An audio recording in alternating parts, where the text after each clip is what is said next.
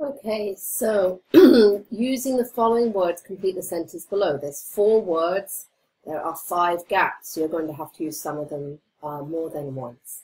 So almost all of you got that energy travels through a metal saucepan by conduction. So this one goes in here. Liquids transfer energy by convection. Okay, so the particles moving around, but the particles bumping into each other also plays a role in liquids. So that's conduction. So that can happen in liquids as well. Sweating causes evaporation. Most of you got this, which keeps us cool. And the sun's thermal heat energy reaches the earth by radiation. So that one goes there. So the answers are, again, conduction, conduction and convection, evaporation, and radiation.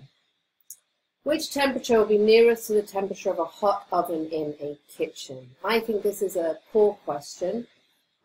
So I may have awarded you marks, even if you didn't have the right answer.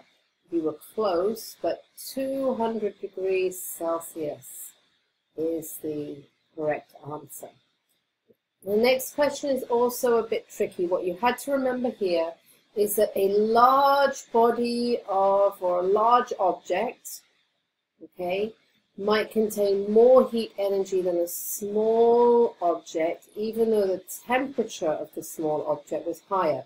So we looked at something like molten iron, so something that was, really, really hot.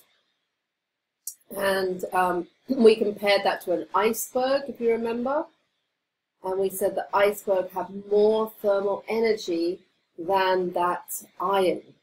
So here, I actually gave you marks if you got either one of these, because it was a bit hard to tell.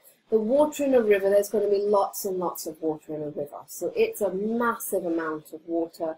So even though it's only at 10 degrees Celsius, that's going to have the most thermal energy.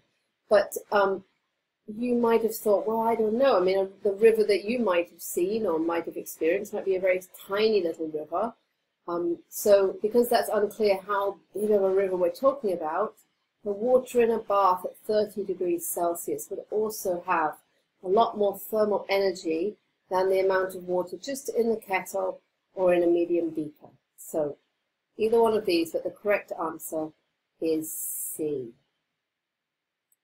When a solid transfers heat by conduction, okay, now particles don't move in a solid. They don't move around. They just vibrate in place. Okay, so energy can move, but none of the particles move in any way. Well, they do because they vibrate in place. Particles at one place are at a higher temperature than those at another. That's true.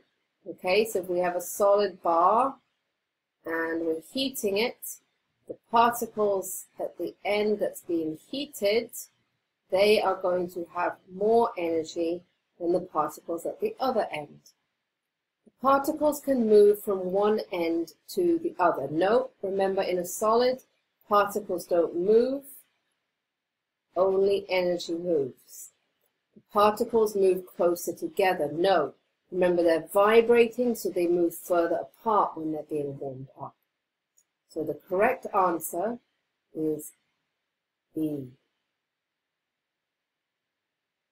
Expanded polystyrene is mostly air. Don't be put off in an exam by a confusing word. So expanded something is mostly air. The air does not transfer heat by convection. Now, air should transfer heat by convection. This is because the air, well, if it's all the same temperature, okay, could be, is at a higher temperature than the surroundings. Well, neither of these things would really explain why we wouldn't have convection. In those cases, we would have convection. It's free to move. Well, if it's free to move, then why wouldn't it convect? But wait, look at this one. It's trapped in small pockets. If the air was trapped in small pockets, even though one bit of the air over here gets warm, it can't transfer any energy if it's trapped in a pocket. So even without knowing anything about polystyrene, we can figure it out based on what we know about conduction and convection. Okay, finally for this page, the confusing thing about this question might have been, what's a medium? A medium is a body of matter. So which transfer of thermal energy requires matter? And remember, we said that radiation doesn't require particles. That's why the sun's energy can reach us from outer space, even though there's almost no particles in the space between us and the sun.